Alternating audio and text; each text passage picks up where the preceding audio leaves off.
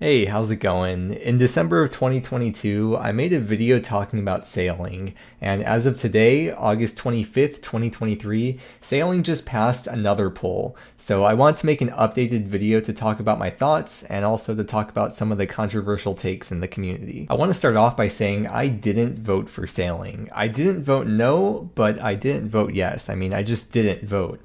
There's so much content in the game I haven't done yet that I'm just enjoying what's already in the game. I'm still learning new stuff every day after years and years of playing. But if sailing gets added, cool. If it doesn't get added, also cool. I'll still enjoy the game just as much, and I genuinely don't care either way. And the reason I say if is because the poll question implies that this just means they're going to start development. There does exist a theoretical scenario where every piece of content that they pull for sailing from here on out gets voted no, and they just can't add anything. Like if all the people that voted no continue to vote against sailing development updates, while the people that voted yes are split on what things should be added to sailing, then it's possible that nothing passes related to sailing, although that's assuming the sailing questions are yes or no questions and not this or that questions. I do think though at this point that the more likely outcome is that sailing does end up coming into the game, maybe in 2024, but I wouldn't even be surprised if it took until 2025. Generally, when new updates are being pulled and discussed in the community, I personally don't even bother getting too deep into learning about all the intricacies,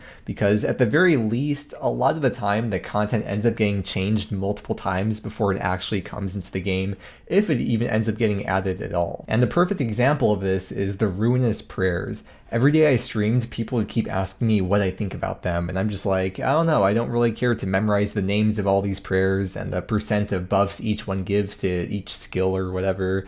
And I said at the time that these are going to change multiple times if they even get added, and people assured me that they were definitely getting added, and guess what happened? They changed the stats and the buffs multiple times, they did multiple beta test rounds, and in the end, Jagex just ended up scrapping the idea altogether. This is just my feelings generally towards major game updates. I think almost everyone that plays the game has much stronger feelings about where they think the game should head than I do, and that's fine. You can't have a whole community of players that just don't care. That's impossible. And you kind of need to have players with strong feelings to prevent objectively bad updates from coming into the game. I spend my time enjoying playing the game, and whatever new content gets added or doesn't get added, like I said, I'll still have fun. I'll just let other people spend their time arguing because I'm just one person and what I say or think doesn't make a difference in the grand scheme of things.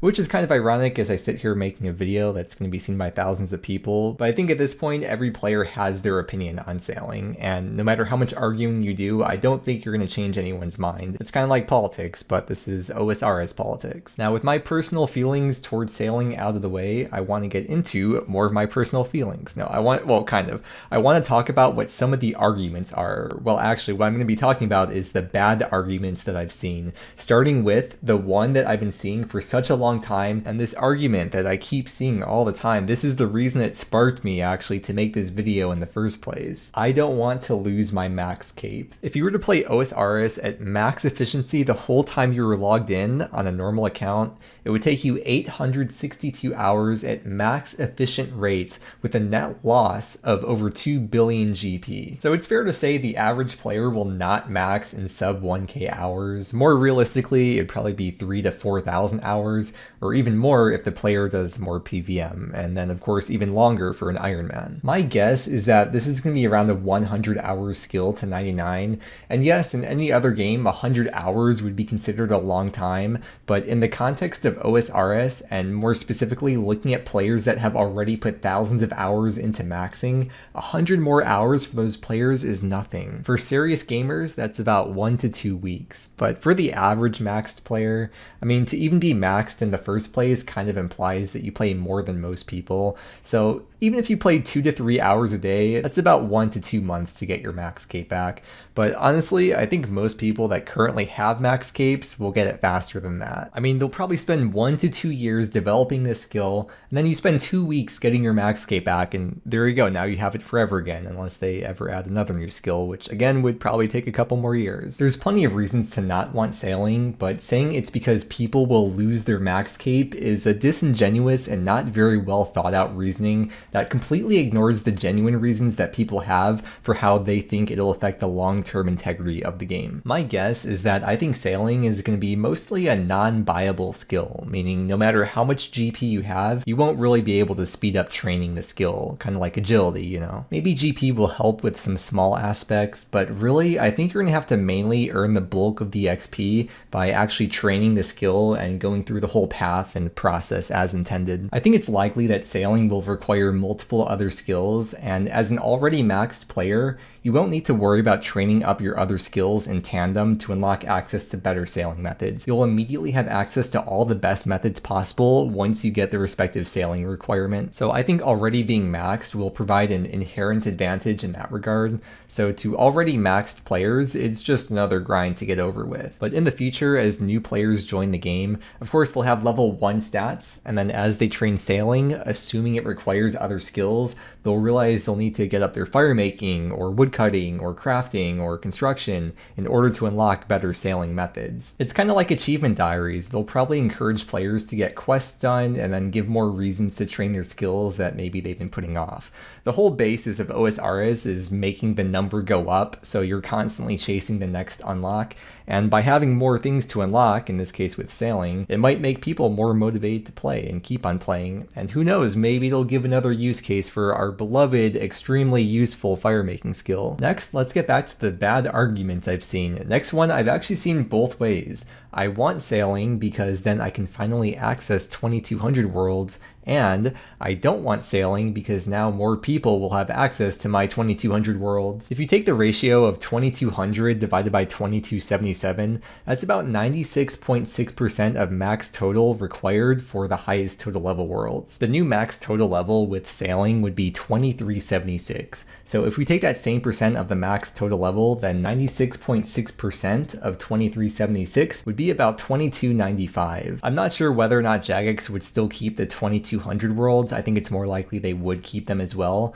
but I think it's pretty safe to say Jagex would add new 2300 total level worlds to make up for a new skill. It would technically be a slightly higher percent of max, because in this case it would be 96.8% of max total rather than 96.6%, but you could say with sailing being most likely slightly faster than average skill, that would balance it out. I think it's extremely likely there would be 2300 total level worlds, and if that's the case, then the highest total level worlds will still hold the same prestige in order to access them. The game gets easier and faster to progress over time, so by the time sailing, if it does get added, 2300 total then will probably be faster to get than 2200 is today. So yet again, these arguments boil down to selfishness rather than a genuine concern one way or another about the long-term future of the game. Jagex rigged the poll.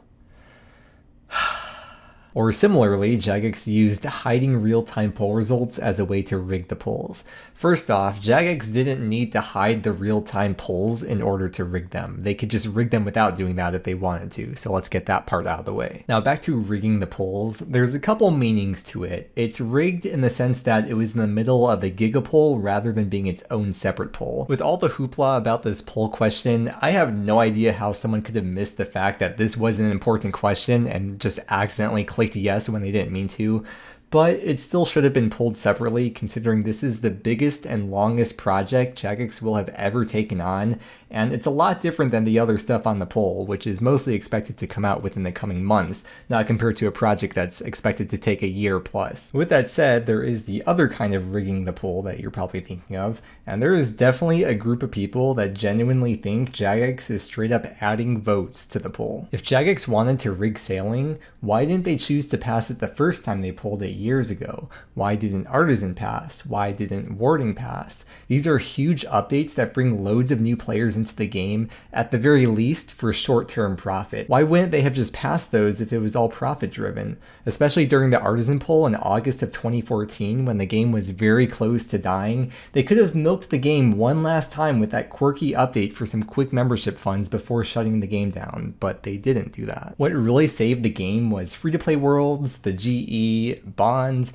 and the introduction and gradual increasing popularity of Iron Man mode and updates relating to it. But that's a discussion for a whole different video because there's the whole bot situation relating to that too, and it's just too much to go into today. The main argument I've seen for why people might think Jagex rigs the polls is to make money for the company. Well, if that's the case, why didn't they pass the poll asking if they can partner up with Twitch for in-game cosmetics? They actually ended the poll prematurely because it was clearly failing, instead of them rigging it, which they could have done, but maybe that would have been too obvious to rig to be yes. But you still gotta wonder, why did they re-poll the Divine Spirit Shield and then let it fail the second time as well, instead of just making it pass the second time? In fact, there's a whole poll of these re-polled questions where 7 of the 10 questions failed a second time. Why did Jagex re-poll it yet have so many fail if they were rigged? I think the answer to these questions is that maybe it's actually in the best interest to do what the majority of the player base wants in order to retain memberships while also growing the game and expanding to new players. I would even have to take a wild guess and say that they have a whole business intelligence analyst team to go over 10 years of data to figure out what works and what doesn't work.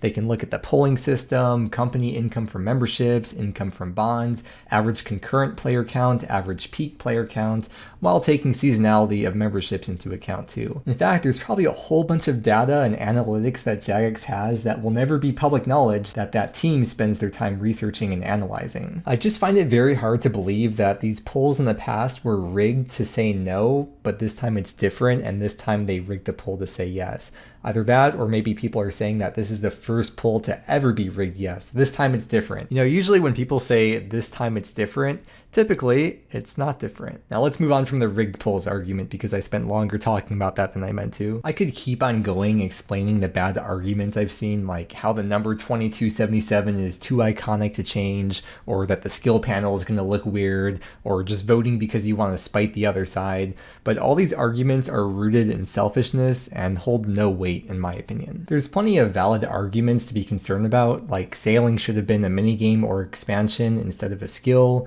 or wanting Jagex to spend their time on existing content or making other new content, or even things like pulling just sailing versus shamanism without the taming option since they were somewhat close results, or even the fact that the pulling threshold was lowered to 70% so it wouldn't have passed by the previous standard of 75%, and thinking about what kind of precedent that could set going forward. I want to touch on a subject that affects such a tiny handful of players, but I think it's important and interesting to think about, which is the high scores, more specifically 200 mil all. People have dedicated well over 10,000 hours into getting 200 mil all stats.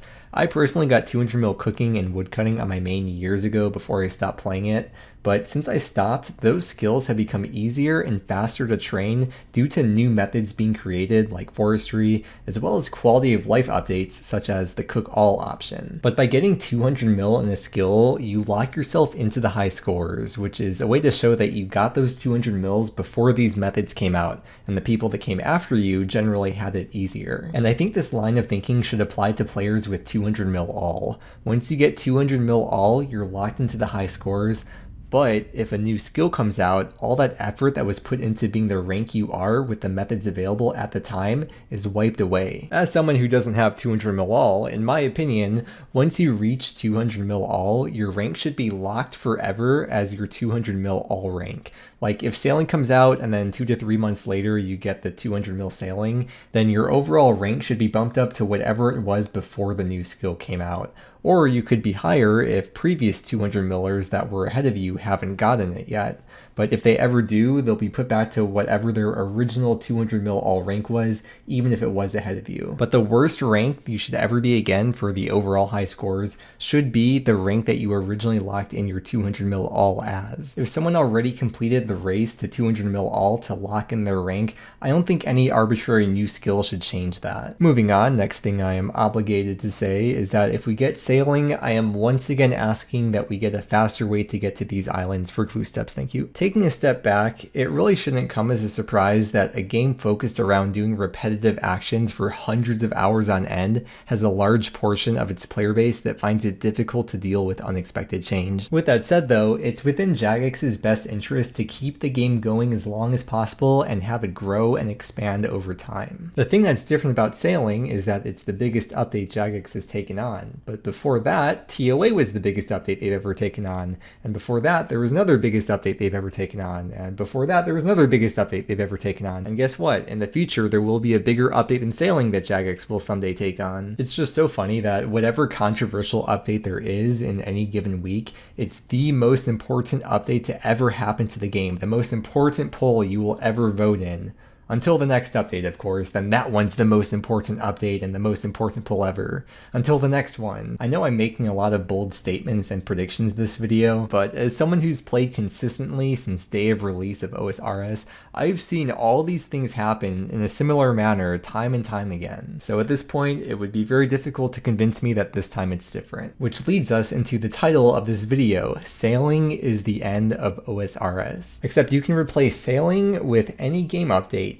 Any update. Of course, the bigger the update, the more people will be shouting that, but every single game update for all 10 years of this game's existence has apparently marked the beginning of the downfall of this game, according to at least one person. Looking at Google search trends from 2012 through now for the term OSRS very clearly shows interest in the game trending up with time. I showed this earlier, but I'll show it again. The blue line is the average OSRS player count, the yellow line's RS3, and the red line is both of them combined. If I had the time, I could go through the subreddit and Twitter and find posts for every single week since day of release of people claiming the game is dead or dying. And after 10 plus years of hearing this non-stop, you can imagine it gets old. Actually, really after the first year or two, it got old. I've become so apathetic to that statement that if someone makes that claim, I immediately know whatever they're about to say is definitely the biggest and most important change coming to the game. Until next week. But the greatest evidence I can provide to show that the game isn't ending anytime soon is the arguing, how heated and divisive the community is, as I'm sure you know from firsthand experience. This shows that people care. People are very passionate about the game, and most people just want what they think is genuinely best for the game.